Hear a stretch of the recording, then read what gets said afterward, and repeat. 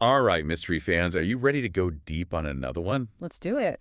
Today, we're cracking open The Silent Patient. Oh, yeah. Alex Michaelides. So this one, This is a good one. it's got twists and turns and unreliable narrators. Definitely unreliable narrators. They're going to take a look at all the clues. All the clues. We're going to look at Alicia's diary entries. Yeah, those diary entries are crucial. We've also got Theo's point of view. Right. And don't forget the Greek myth of Alcestis. Oh, that's right. The parallels are fascinating. Really makes you think. So to start this one off, Yeah. Michaelides throws us right into the action. Oh, he does. He really does. Well, we're talking a brutal murder scene. Yeah.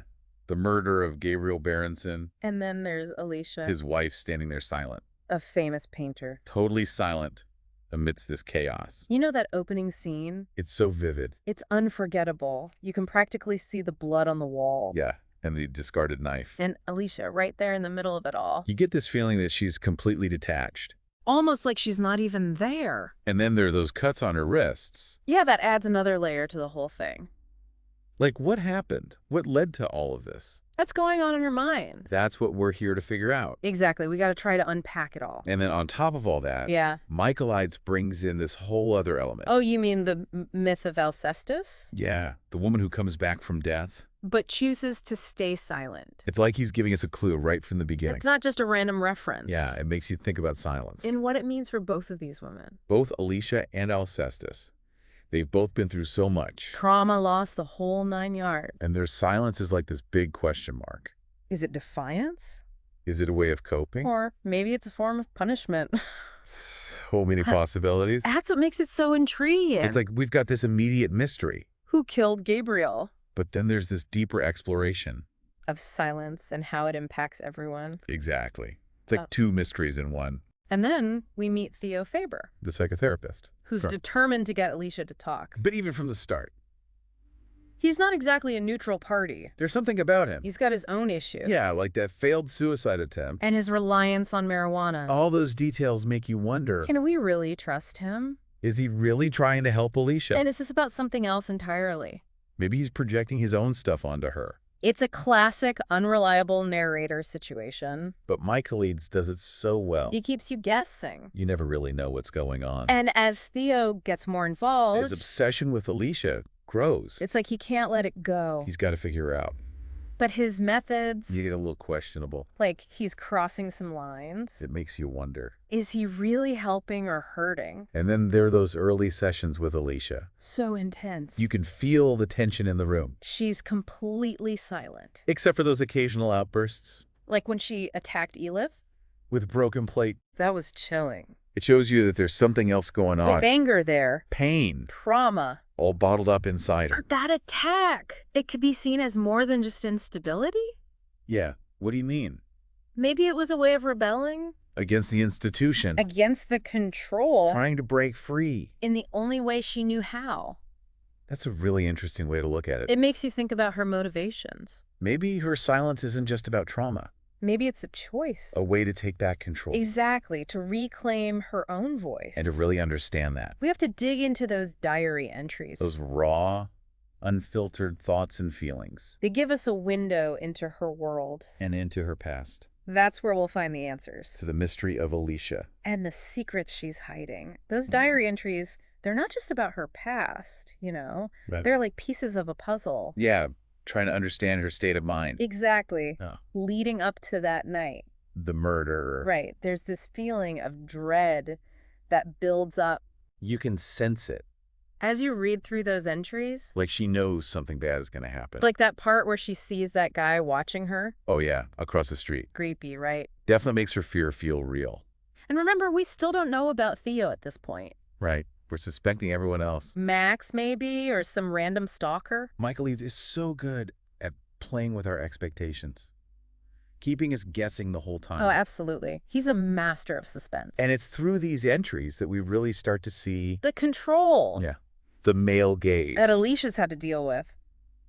Her whole life. It's not just her father or Gabriel. It's like everyone. Their therapists, those art critics. Even Gabriel's friends. They're all trying to define her. To put her in a box. We're not really listening to her. Yeah, it's like a commentary It's on women are treated. in a society dominated by men. Despite her success. Alicia is still being silenced. Reduced to an object. To be analyzed and controlled. And that theme of silencing. It's really captured in that motif. Of the blank canvas. Throughout the book. Alicia, this talented art. Surrounded by these blank canvases. It's like a visual representation. Of her own emptiness. Her inability to express herself. It's like she's being constantly painted over. One story erase. Replaced by the narratives of others. Her father telling her she's nothing. Her husband pushing her to take medication. And even Theo. Her therapist. More interested in decoding her silence. Than actually hearing what she has to say. It's heartbreaking. This cycle of invalidation. Makes you wonder. How do we break free from these narratives? How do we reclaim our voices? And define ourselves on our own terms? That's the question at the heart of this book. And while it doesn't give us any easy answers. It definitely makes us confront these uncomfortable truths. About power control. And the ways women are silenced. And then bam. A twist. We find out Theo is the stalker. The whole time. It changes everything. You have to reevaluate the entire story. Michaelides is a genius. The way he reveals it. You can go back and see the hints. But they're so subtle. You don't even know some on the first read. It's brilliant. It's the unreliable narrator done right. Makes you question. The nature of therapy. The potential for abuse. Theo,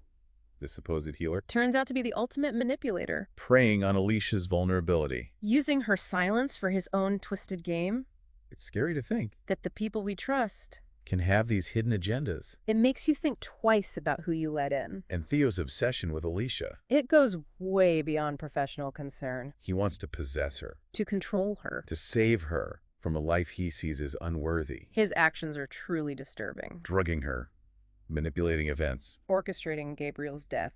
That scene where he makes Gabriel choose. Between his own death and Alicia's. Chilling. It shows you how far he's willing to go. It makes you question everything about him. The charming therapist. The facade. It all crumbles away. Revealing the monster underneath. Yeah. It's like a reminder. Appearances can be deceiving. Even those who seem like saviors. Can have dark secrets. And it brings us to Alicia's final act. Killing Gabriel.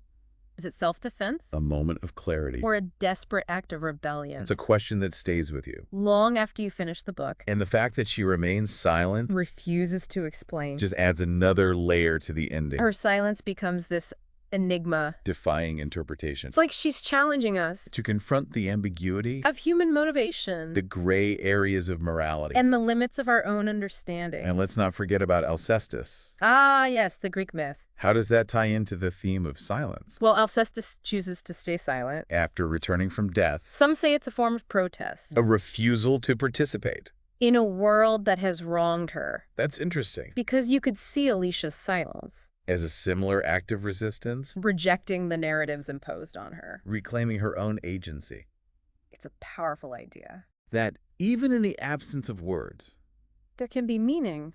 And resistance. That makes you rethink. The power of silence. And what it can convey. And then there's that ending. Where we learn about Theo. Narrating from a mental institution. Another layer of unreliability. Makes you question everything you've read. It's brilliant. Like Michaelides is saying. Don't trust everything you see. Don't trust everything you hear. Even in this podcast. He wants us to think critically. To question our assumptions. To be wary of easy answers. Because the truth. It's often subjective. Filtered through our own perception. Our biases, our desires. And in Theo's case. His delusions. It's a chilling thought.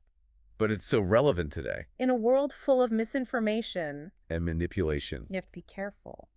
About what we believe. And who we trust. It's a lot to unpack, right? Yeah, my head is spinning. But it's a good kind of spin. The kind that makes you think. Exactly. Makes you want to talk about it. So as we wrap up this deep dive into this silent patient, what's sticking with you? What are your final thoughts? You know what gets me?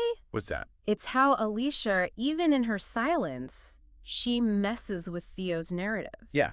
She refuses to give him what he wants. That confession, that neat little ending. It's just like she's saying, you might have silenced me, but you don't get to control my story. Exactly. Yeah. Her silence almost like A defiance. way of rejecting all those labels All those interpretations. that others tried to force on her. And you know what? What? That silence, it's more powerful than any words. Yeah, it makes us think. That challenges us. We're left with all these questions. It's unease. It's what makes this book so good. A true psychological thriller. It makes you question everything. Even your own perceptions. And it brings up this bigger question. About justice. What does justice even mean in a story like this? Is it about punishing Theo? Or maybe it's about Alicia finding some kind of redemption. Or is it just about recognizing the truth? No matter how messy or uncomfortable, Those are questions that go way beyond this book. they make us think about human nature, The choices we make. the gray areas of morality. And how hard it can be to find the truth. And what about Alicia in the end? Yeah. What happens to her? We know she's alive. But can she ever really heal? After everything she's been through, It's a tough question. we see moments of strength. Resilience. But that ending, It's unsettling. that image of her sitting there, Silent and alone. it makes you wonder. Is she at peace or is she just hiding her pain? It's like a reminder. Trauma leaves scars, They might not be visible. but they run deep. And healing, it's not a simple process. It takes time, Understanding, support. and a willingness to confront the pain. So as we close the book on the silent patient, What are you taking away from this? it makes you think differently, right? Women and the narratives we create, About silence and how it can be both powerful and painful, about the lasting impact of trauma. and the complexities of truth. I think this book challenges us To look deeper to question what we think we know. and to be more aware of the silent voices around us. So that's The Silent Patient. A story that will stay with you long after you turn the last page. If you enjoyed this deep dive, be sure to subscribe and tell your friends. We love hearing your thoughts, so leave a comment and let us know what you think. What resonated with you? What questions are you still grappling with? Until next time, keep exploring those mystery bookshelves. And remember, sometimes the most powerful stories are the ones left unspoken.